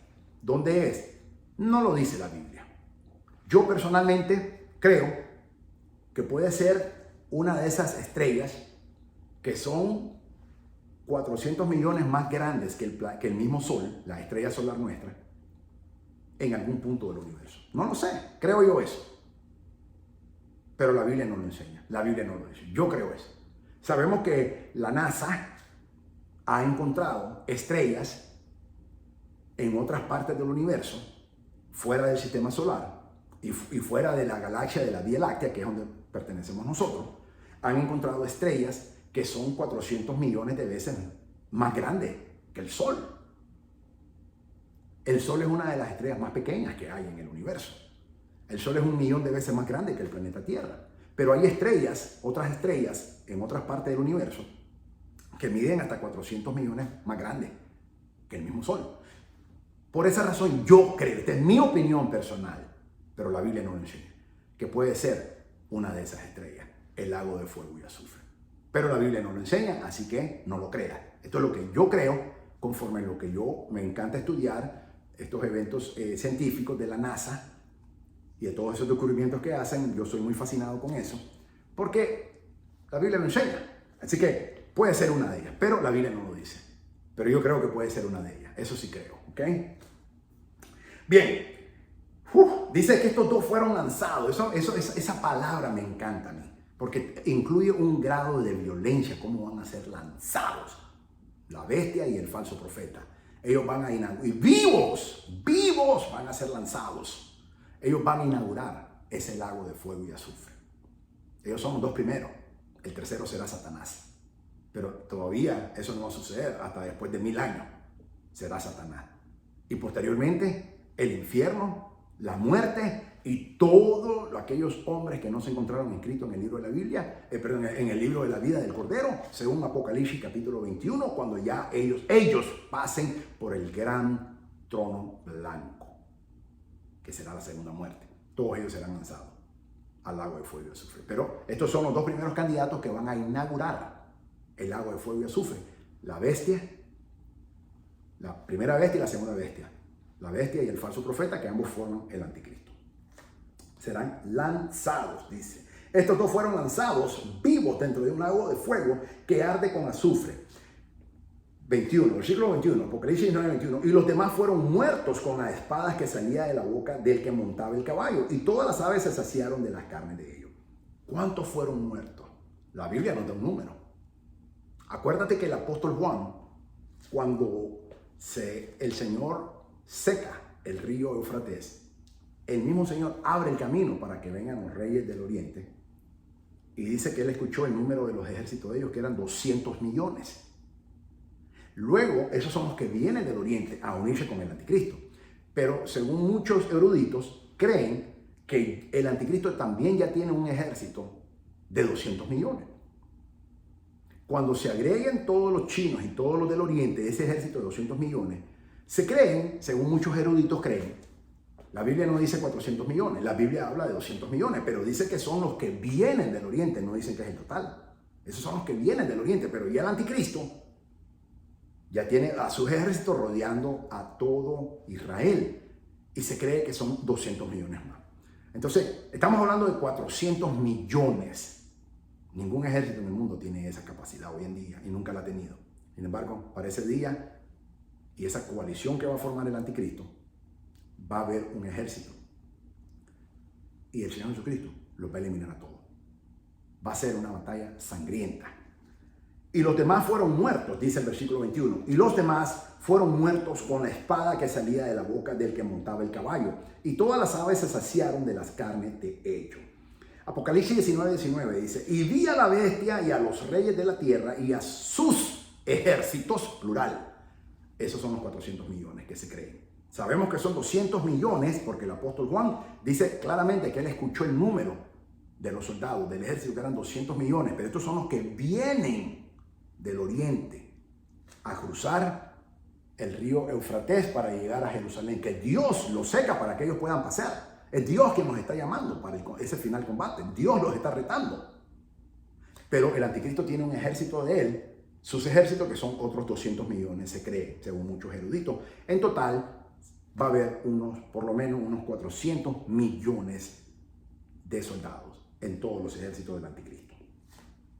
Y el anticristo dice, y 19, y vi a la bestia, a los reyes de la tierra y a sus ejércitos reunidos para guerrear contra el que montaba el caballo y contra su ejército. En preparación para la batalla, Dios reunirá a las naciones cerca de Armagedón mediante la intervención demoníaca. Eso lo vimos en Apocalipsis 16.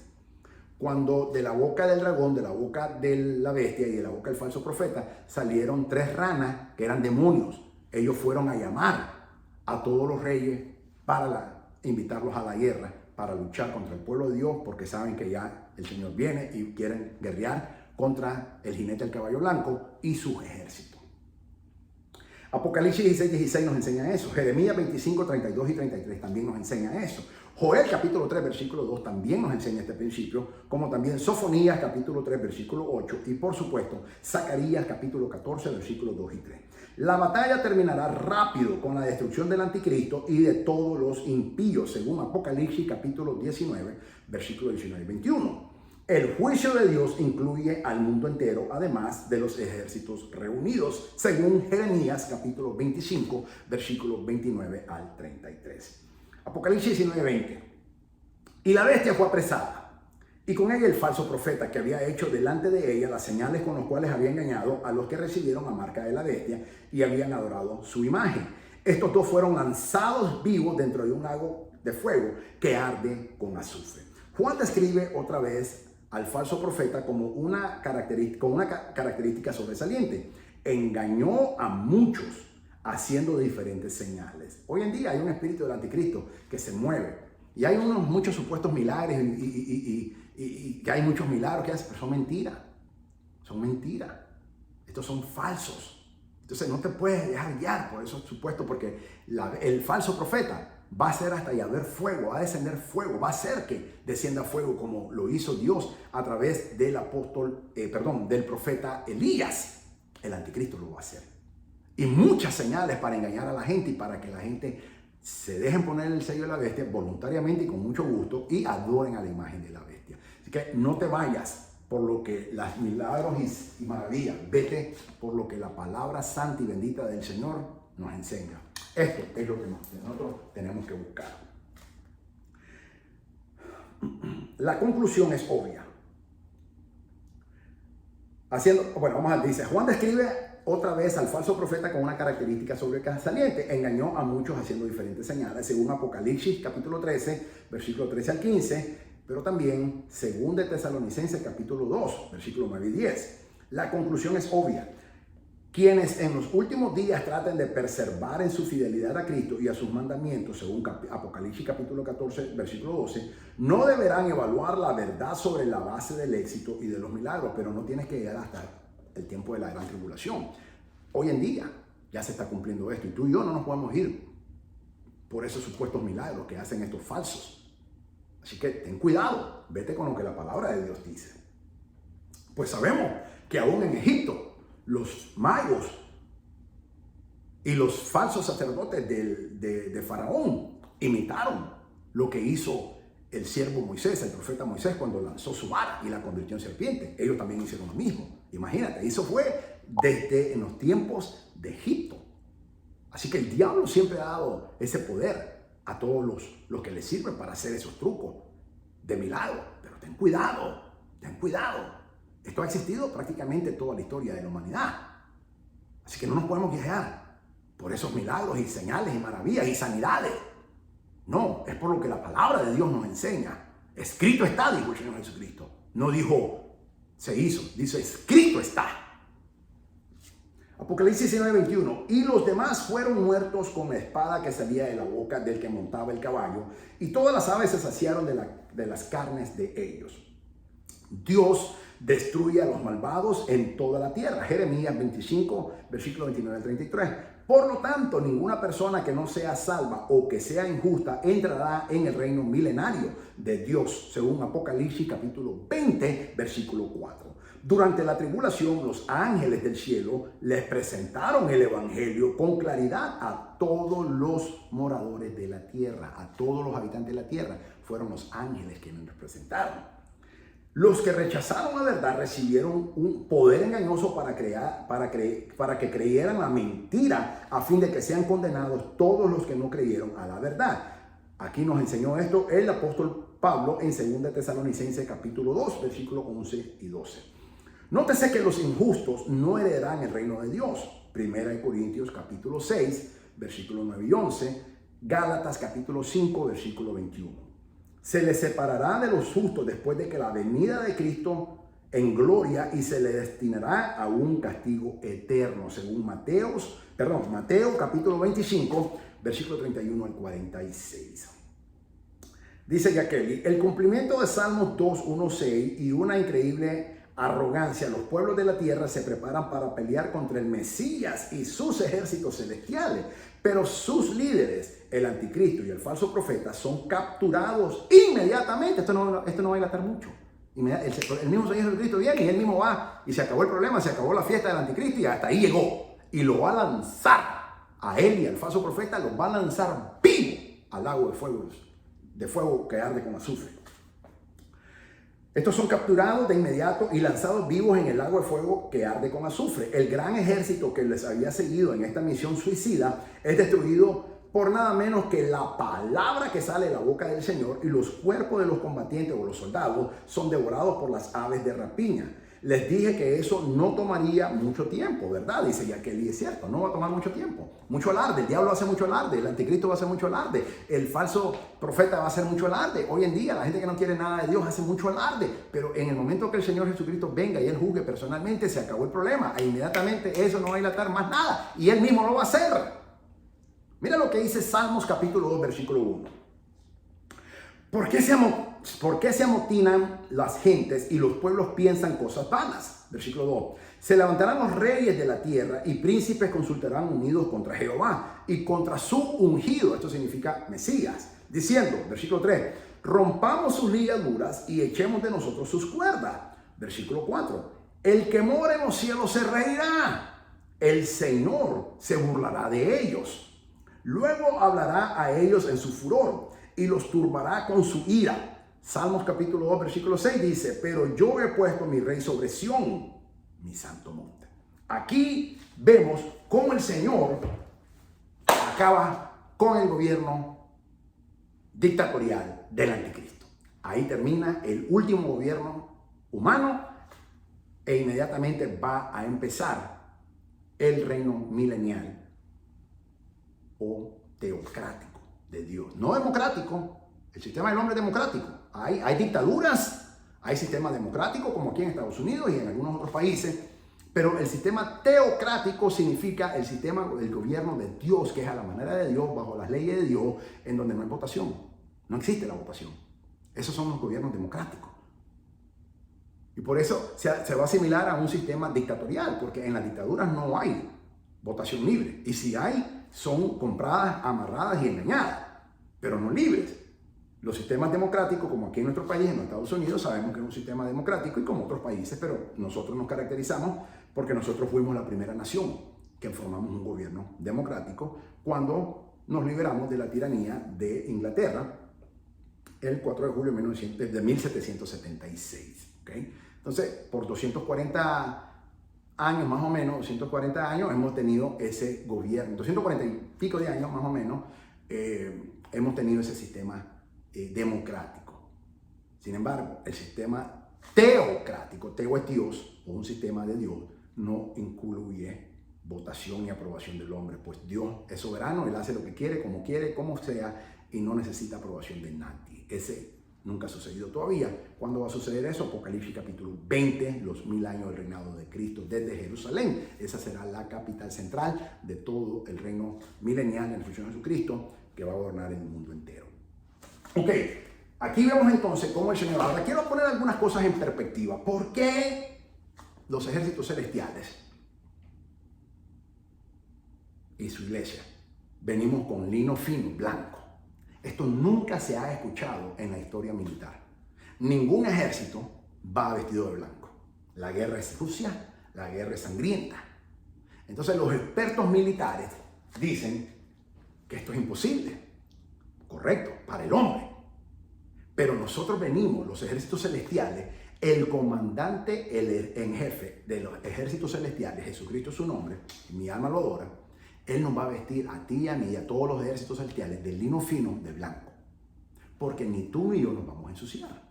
Ni tú ni yo vamos a pelear. Ni tú ni yo vamos a tirar ni siquiera una piedra, mucho menos un tiro. Ninguno vamos a tener que pelear. Él va a pelear. Él lo va a hacer. El Dios Todopoderoso, Jesucristo es su nombre, mi alma adora su bendito nombre. Él va a pelear contra el anticristo y los reyes de la tierra y ese ejército de unos 400 millones de soldados que él va a tener, que nos van a querer tirar bombas atómicas y todas las bombas nucleares que tienen y todos los misiles y todo, pero eso no va a dilatar mucho. Por eso es que tú y yo venimos del lino blanco, lino fino, vestido de blanco. Y todos los ejércitos celestiales nos vamos a sentar como cuando vas a un estadio y tú te sientas y aplaudes a tu equipo. Básicamente, el héroe de la película se llama Jesucristo, Rey de Reyes y Señor de Señores. Hablemos un poco de las armas que va a utilizar. La palabra dice que de su boca sale esa espada aguda. Hebreos 4:12 es la palabra de Dios.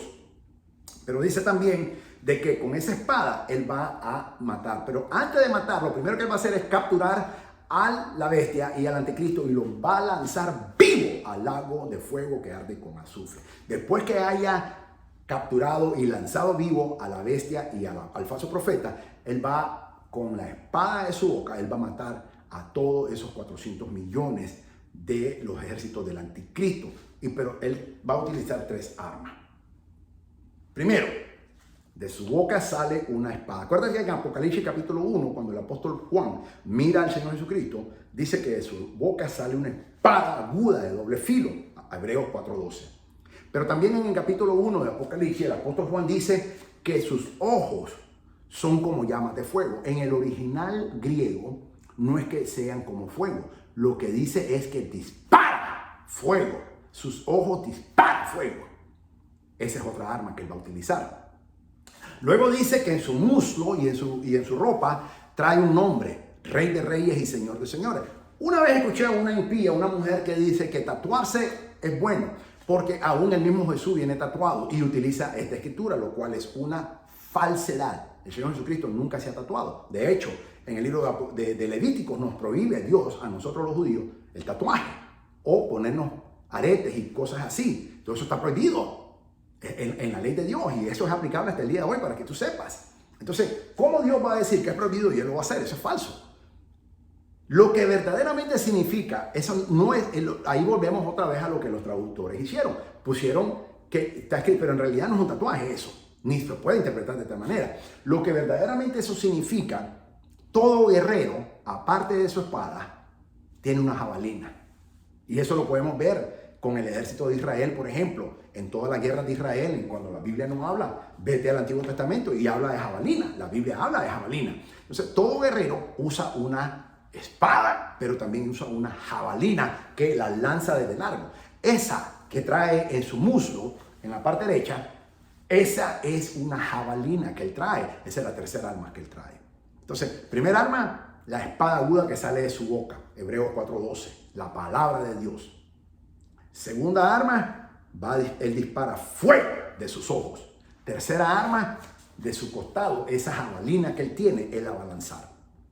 Con esas 3 armas, el Señor Jesucristo, él solo, sin necesidad de ayuda de nadie, él va a destruir por completo a todos los ejércitos del anticristo, que según, repito, muchos eruditos creen de que son 400 millones. El apóstol Juan escuchó el ejército del oriente, que vienen los reyes del oriente, cruzando el río Eufrates. Dice, escuché el número que son 200 millones. Más los otros 200 millones se cree que el anticristo ya tiene rodeada a todo Israel y en total van a ser 400 millones. Ok, ese es el número, una batalla sangrienta. En la Primera Guerra Mundial se estiman que murieron 40 millones de personas. Luego en la Segunda Guerra Mundial se estima de que murieron 60 millones de personas. Todavía no hay una Tercera Mundial. Pero aquí, en esta batalla, van el Señor Jesucristo a eliminar a 400 millones de soldados.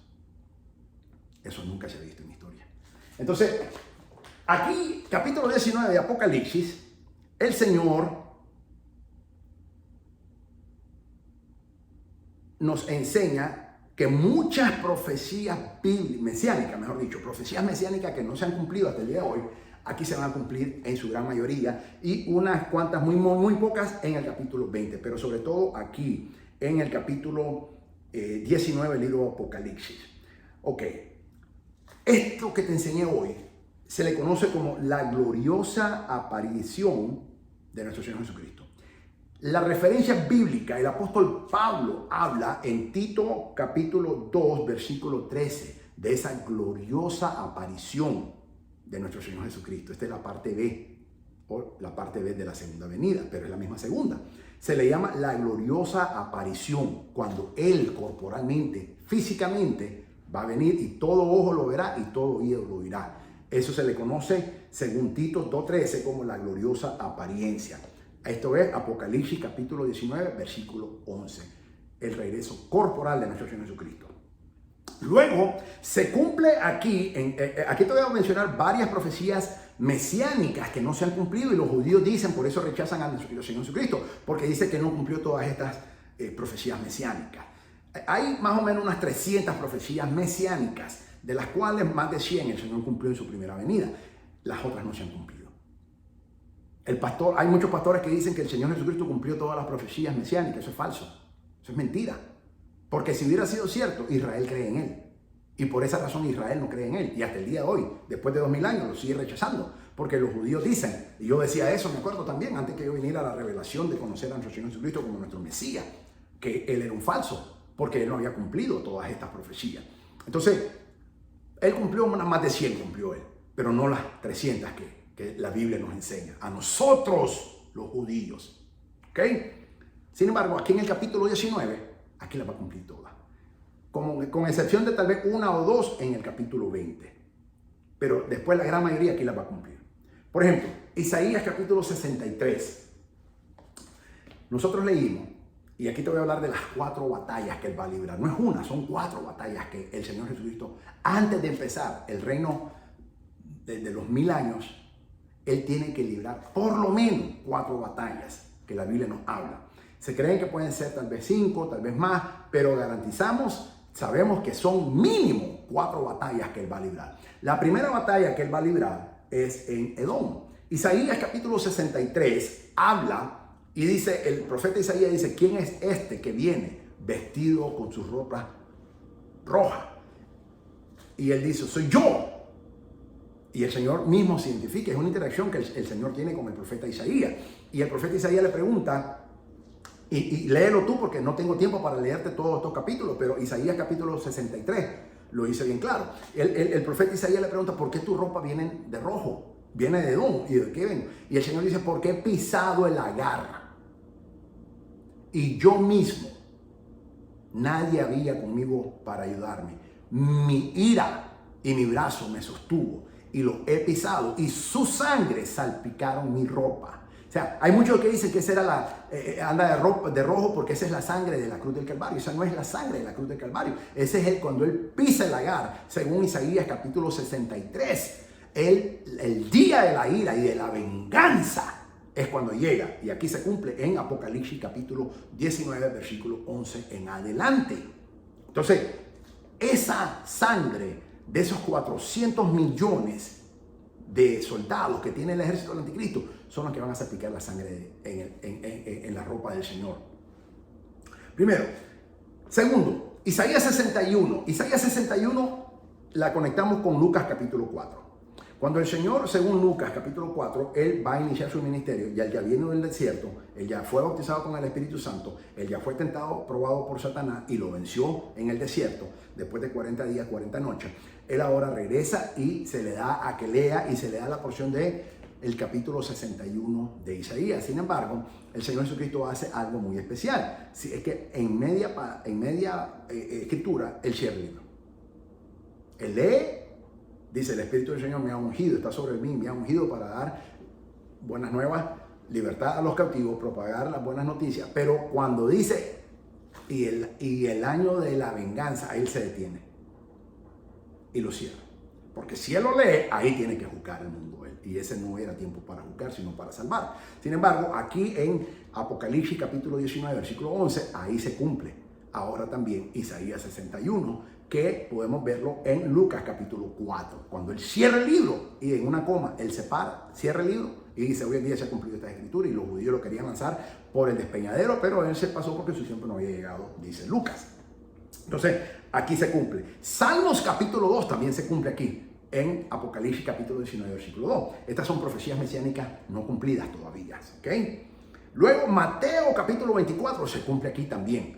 Porque en Mateo el Señor le está hablando a su audiencia judía Y le está diciendo, esto no es a la iglesia, esto es a los judíos que les está hablando. Y dice, así como el trueno, el rayo sale del este al oeste, así todo ojo verá al Hijo de Dios, al Hijo del Hombre, cuando venga en gloria, en poder y gloria.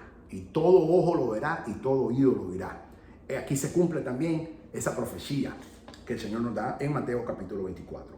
Luego, Salmos capítulo 50 es muy interesante, porque en Salmos capítulo 50 podemos ver al Señor Jesucristo que está entre el cielo y la tierra, en un espacio, está en el espacio, pero sobre la tierra, pero bajo el cielo. Esto es muy interesante porque ahí va a haber otro rapto, para que tú sepas, ¿ok? Ahí va a haber otro rapto. ¿A quién? ¿A la iglesia? No, ya la iglesia fue arrebatada. 1 Tesalonicenses 4:17, 1 Corintios 15:51, que es Apocalipsis capítulo 4, versículo 1. Ya fue arrebatada su iglesia, pero aquí él va a hacer un arrebatamiento a los santos de la tribulación que están en el planeta Tierra todavía. El Señor los va a llamar. Dice el Salmo 50, y esta es otra profecía también mesiánica, que no se ha cumplido, pero aquí en Apocalipsis 19 se va a cumplir, versículo 11. El Señor va a separar al trigo de la paja, dice. Ahí va a separar a los justos de los injustos. Ahí es cuando el trigo se va a diferenciar de la paja. Entonces ahí Él los separa y manda a sus ángeles y los manda a traer de todos los 4 puntos cardinales de la tierra y va a apartar a sus elegidos, pero esa no es la iglesia. Estos son los santos de la tribulación y los va a apartar. Entonces Salmo 50 dice que aquí el Hijo está entre el cielo y la tierra y Él los va a llamar. Entonces ese es otro arrebatamiento que viene después de la iglesia. Después del arrebatamiento de la iglesia hay otro arrebatamiento. ¿Cuál es? Apocalipsis capítulo 11. Los 2 testigos, Él los arrebata otra vez, los manda a llamar. Pero luego aquí al final de la tribulación, Él va a arrebatar a los santos de la tribulación para sacarlos del mundo y después va a traer a juzgar a todos los moradores de la tierra que no son de Él. Entonces, lee Salmo 50, fascinante, fascinante. Ok, también vamos a ver Judas capítulo, un solo capítulo, Judas fascinante, 25 versículos, un solo capítulo, poderoso, una carta poderosa, una carta apologética poderosa. Te recomiendo que lo leas, es cortito, son solamente un solo capítulo, 25 versículos. Judas capítulo 1, versículo 14 dice que vino el Señor con sus miles, con sus 10 miles de 10 miles, dice, con sus ejércitos. Aquí el Espíritu Santo le permite ver a Judas, medio hermano de Jesús, hijo de María y José, que el Señor viene con sus ejércitos. Se va a cumplir esta profecía también. Y luego Hechos capítulo 1. ¿Qué pasó en Hechos capítulo 1? Acuérdate que cuando el Señor es arrebatado, en Hechos capítulo 1, ya el Señor resucitó, caminó 40 días, se aparece 10 veces y luego es arrebatado o tomado en las nubes. Eso significa el harpazo, ese es otro arrebatamiento. El arrebatamiento sucedió varias veces y sucederá varias veces más todavía. Entonces, Hechos capítulo 1, cuando los discípulos estaban viendo al Señor, dicen que 2 varones se le aparecieron y le dijeron: varones Galileos, este mismo Jesús que ha sido tomado hacia el cielo, de esa misma forma vendrá. Aquí se va a cumplir esa profecía también. Zacarías capítulo 14, esa es una profecía mesiánica no cumplida todavía. Aquí habla de la gran batalla del Señor. Zacarías 14 lo dice bien claro. Y ese día se le preguntará, los judíos le van a preguntar: ¿por qué tus manos están heridas? Y él le dirá: porque esto fue lo que me pasó cuando vine a visitar por primera vez a mis amados. En el original hebreo dice a mis amados.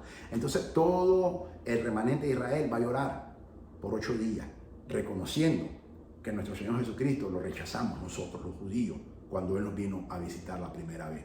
Y por eso es que en los 1000 años del gobierno milenial de Jesucristo va a haber un templo y los judíos vamos a hacer sacrificio, no para perdón de pecado, porque ya el Señor nos perdonó, sino como un acto de conmemoración, de la misma manera que la iglesia conmemora lo que se llama la cena del Señor, y Él dice: haced esto hasta que yo regrese y en memoria de mí. Nosotros los judíos también lo haremos durante esos 1000 años. La iglesia tiene 2000 años prácticamente haciendo esa práctica e Israel, el remanente de los judíos, lo vamos a hacer por todos esos 1000 años. Porque ya después de los 1000 años ya no hay más templo.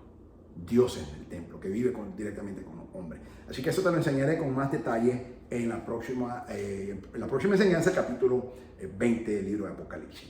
Y finalmente Isaías 11:4. Aquí estas son profecías mesiánicas no cumplidas y hay más todavía. Ok. Apocalipsis 19:6 dice que el Rey de Reyes y Señor de Señores. Ahí cumple Isaías capítulo 9, versículo 6. Acuérdate que él cumplió como siervo y él entró en un asno, pero ahora él viene en su caballo blanco como Rey de Reyes y Señor de Señores. Ese es Isaías capítulo 9, versículo 6, que no se ha cumplido.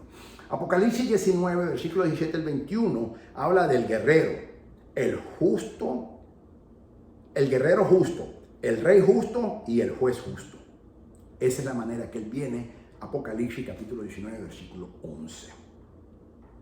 Mateo 24:17, al fin de la tribulación y antes del milenio, la batalla de Armagedón en una guerra de las 4 campañas. En realidad son 4 campañas, se le llaman, o 4 guerras diferentes. ¿Cuál es la primera guerra?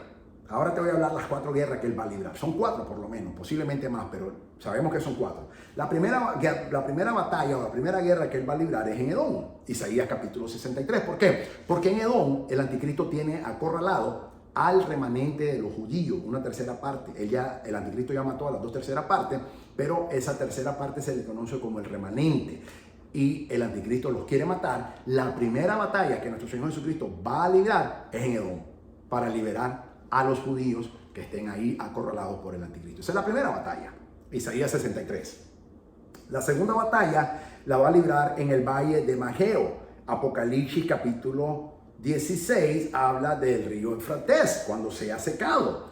Armagedón, último lugar de la batalla entre el bien y el mal. Finaliza la batalla según Ezequiel capítulo 39, versículo 17 al 22, que es Apocalipsis 16.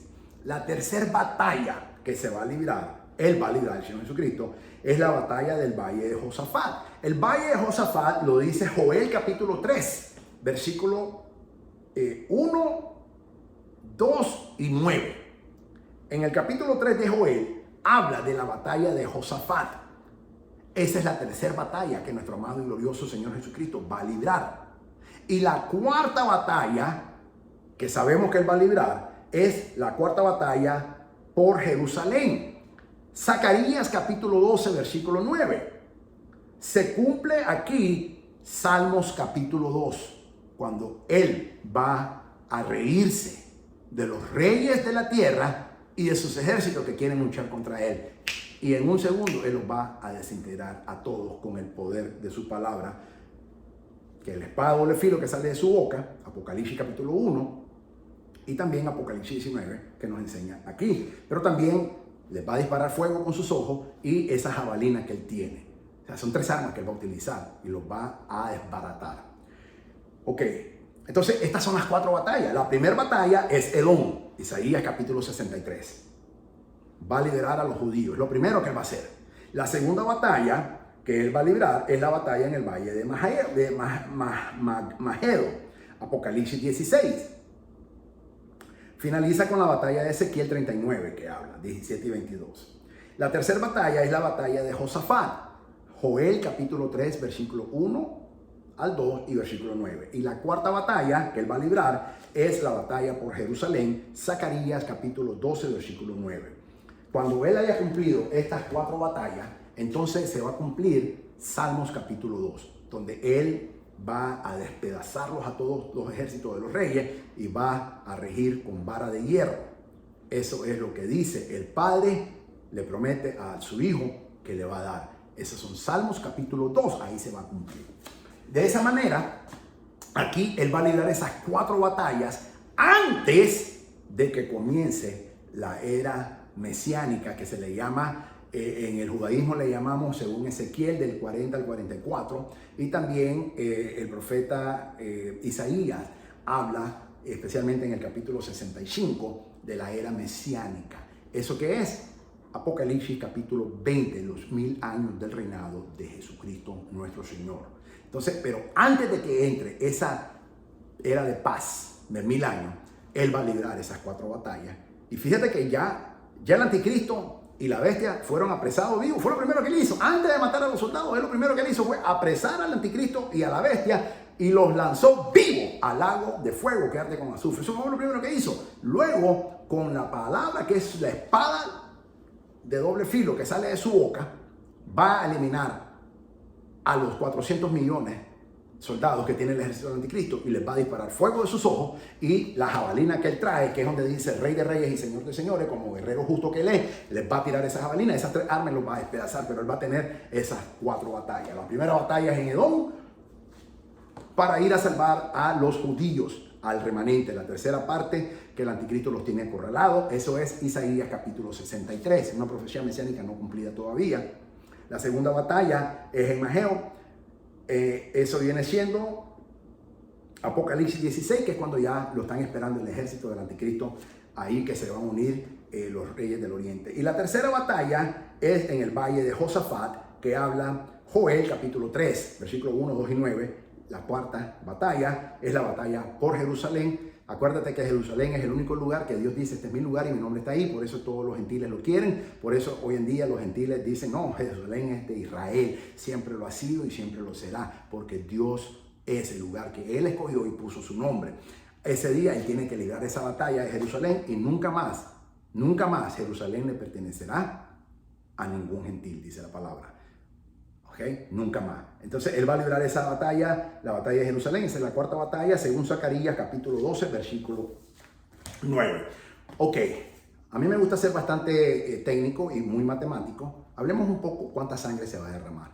Ok, Juan escucha un ejército que viene de los reyes del oriente, cruzan el río de Eufrates, Apocalipsis capítulo 16, que los manda a llamar el dragón, la bestia y el falso profeta, con esas 3 ranas que salen de la boca y mandan a llamar. Y el apóstol Juan dice: escuché el número de los ejércitos, 200 millones. Luego muchos eruditos dicen que esos son los que vienen a unirse al ejército actual del anticristo, que tiene ya rodeada a Israel, que son otros 200 millones, por lo menos. Son hablando de 400 millones. Okay. El ser humano, todos los seres humanos tenemos 8 litros de sangre.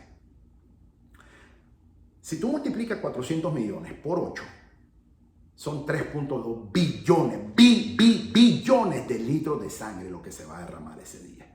Acuérdate que cuando estuvimos estudiando, dice de que por 1600 estadios va a correr, es un río de sangre que eso va a correr. Y va a llegar hasta la altura de la cinta de las riendas de los caballos, que yo más o menos te dije que eso es más o menos 1,5 metros, que viene siendo casi 5 pies de altura. Un río de sangre que va a medir 280 kilómetros, o 190 millas, si lo quiere ver, esos son 1600 estadios, con una profundidad de unos 1,5 metros o 5 pies de altura. Va a correr 3.2 billones de litros de sangre. Nunca se ha derramado tanta sangre en la historia de la humanidad. Sin embargo, es una guerra justa, porque es una guerra que se está aniquilando, erradicando por completo el pecado y la maldad, cosa que nunca ha sucedido en toda la historia de la humanidad. Esa es la guerra que el Rey de Reyes, Señor de Señores, nuestro amado y glorioso Señor Jesucristo, va a cumplir en Apocalipsis capítulo 19, versículo 11 en adelante. Y va a librar esas 4 batallas, y por eso te puedes percatar por qué este fascinante capítulo, el capítulo 19 del libro del Apocalipsis, es mi capítulo favorito, porque es cuando Él viene a erradicar, eliminar por completo a la maldad y a todos los pecadores. Los viene a juzgar como el juez justo, que Él viene como el guerrero justo, como el Rey de Reyes, el Rey justo y como el juez justo. Esa triple función va a traer en Apocalipsis capítulo 19, versículo 11. Fascinante, espectacular. Y luego, después de eso, la próxima enseñanza, capítulo 20 de Apocalipsis, los 1000 años de paz. No puede haber paz hasta que el Señor erradique por completo.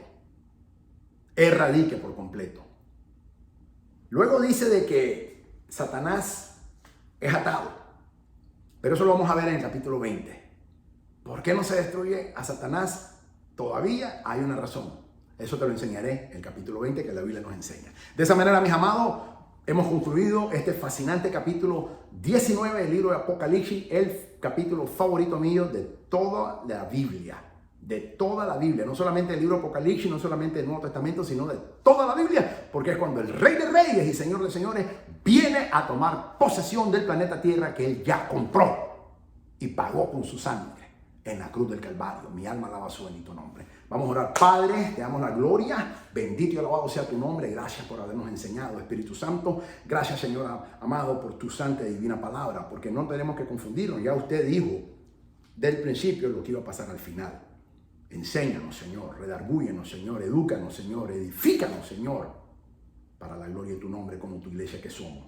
Gracias, bendito Señor, que usted es el vencedor y que usted es el Rey de Reyes y Señor de Señor, y que nosotros vendremos con usted a cogobernar, según nos enseñarás en el capítulo 20, en que abordaré la próxima enseñanza. El capítulo 20 del libro Apocalipsis, los 1000 años del reinado de Cristo. Te damos la gloria, Señor, por tu infinita misericordia, y gracias por esa invitación que nos hace, y que somos partícipes por tu misericordia, por tu amor y por tu santa y bendita sangre que derramaste en la cruz del Calvario, que nos lava y nos limpia de todo pecado. Mi alma alaba tu bendito nombre. Te damos la gloria de principio a fin, porque solamente tú, Señor Jesucristo, eres digno de recibirla desde ahora y por los siglos de los siglos. Amén. Mi alma alaba su santo y bendito nombre. Soy el doctor Israel Goldman del Ministerio Maranata, escatólogo, apologista, evangelista, maestro de la palabra de Dios, siervo de nuestro Señor Jesucristo, por mandato de Dios, para la gloria de Dios y por la misericordia de mi amado Jesús, mi amado Señor y Salvador, desde Dallas, Texas, USA, el Ministerio Maranata. Maranata, el Señor viene pronto. Y nosotros, su amada iglesia, su iglesia virgen, su novia, pronto seremos su esposa. Decimos, sí, ven, Señor Jesús, que te esperamos y te anhelamos. Gloria al santo nombre de Jesucristo, nuestro Señor. Amén.